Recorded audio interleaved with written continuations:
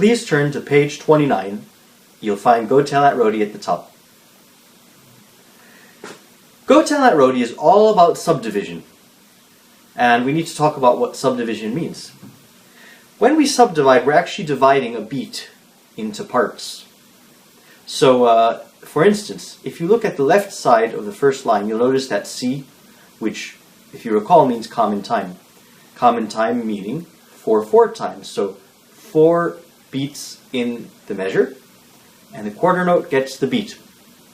So, if the quarter note gets the beat, and our beat goes like this, that means every quarter note is aligned with the beat. So I'm going to sing quarter notes. Ta, ta, ta, ta, ta, ta. Pretty simple, huh? So quarter note just means our beat is, the quarter note gets the beat means our beat and the quarter note are aligned together. Now what happens with eighth notes? Remember, those eighth notes in pairs give us a hint. Eighth notes go like this. Da, da, da, da, da, da, da, da, da, da. 2 eighth notes in a quarter note beat, just as there are 2 eighth notes in a quarter note. So, that's called subdividing. Subdividing means we are dividing the beat into parts, in this case 2 parts. So, remember that. Very important point here. 2 eighth notes in a quarter. Now, don't let the terminology confuse you.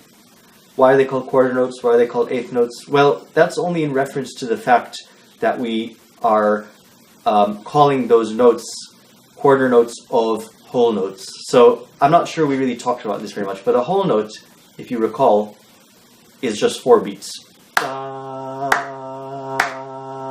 That's a whole note in 4/4 time anyway. So a quarter is just one of those 4. Now, an eighth is half of that beat. Now, we can't really clap or say a half. It's impossible. So we have to do 2 into 1. Da, da, da, da. So notice that the first of those tas only comprised a half of the clap. Da, da. Whereas the second ta completes the clap. So I hope that made sense. If it didn't, don't worry, you can replay this a few times just to kind of internalize it. But the most important thing that you take away from this is that there are 2 eighth notes in a quarter note. Now, how does this apply to Go Tell Aunt Rhody? Here's how it applies. When you're counting and you're subdividing, you have to have syllables so you really understand the piece. Here's how it goes. Counting. 1, 2, and 3, 4. 1, 2, 3, and 4. Those are the first 2 measures of Go Tell Aunt Rhody.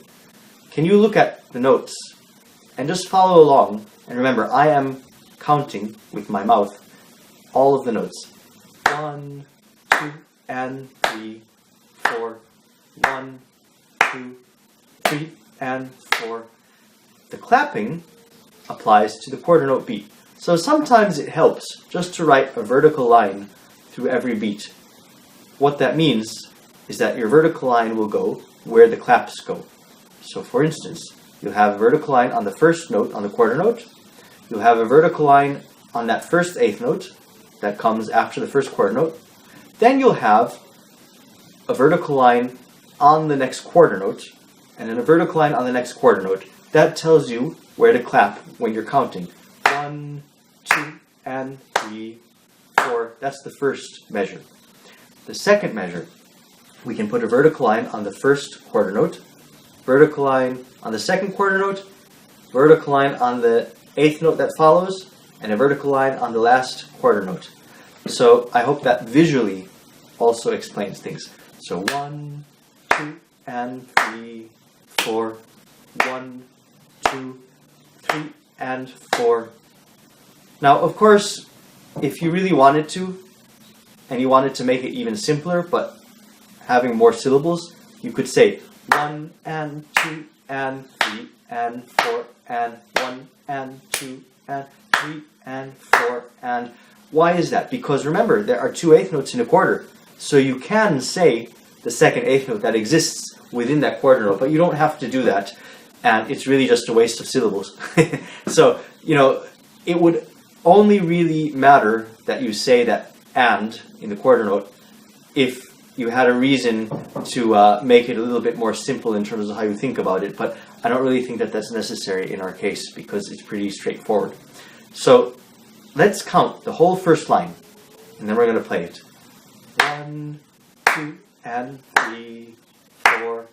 1, 2, 3, and 4. 1, 2, and 3, 4. 1, and 2, and 3, 4. What was that? The very last note is a half note, which counts 2 beats. 2 beats, which means 2 claps. And why is it a half note? What's it half of? It's half of a whole note. Remember, our whole note is the reference point. The whole note was 4 beats, but the half note is 2 beats, because it's half of the whole. So we always are referencing the whole note. Even if there are no whole notes in the piece, it doesn't really matter. So let's count one more time. Let's do 2 more times. First line. Ready, go. 1, 2, and 3, 4. 1, 2, 3, and 4. 1, 2, and 3, 4. 1, and 2, and 3, 4. And again. Ready, go. 1, 2, and 3, 4. 1, 2, 3, and 4. 1, 2, and 3, 4. 1, and 2, and 3, 4.